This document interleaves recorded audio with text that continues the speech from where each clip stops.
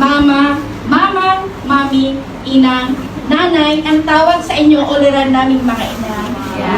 Sadya nga inyong buhay ay dakilang pagpapala sa amin bawat isa.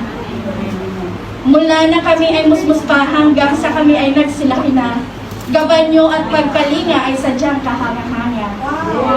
Kayo ay nag-abroad, nagsakripisyo para ang kinabukasan ng mga anak nyo ay mapaganda, sapagkat ang kinikita ni Mister ay hindi sapat para sa inyong pamilya.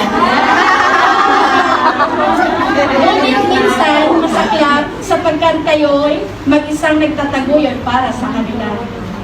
At minsan naman, ang sakripisyo nyo ay hindi nasusuklian ng tama at maganda, sapagkat si anak at si Mister na nasa Pinas ay puro bisyo at barkada.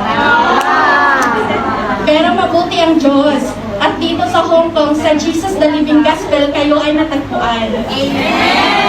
At kayo ay natuto ng mga maka-Diyos na katuruan.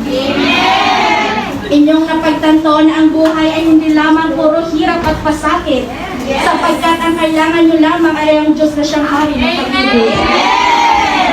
At dahil sa inyong pagpapatuloy sa paglilingkod sa Diyos, kalusugan, pananalapi at pamilya nyo ay nabuo at naayos. Maligayang araw po sa inyo aming mga ina. Maraming salamat po sa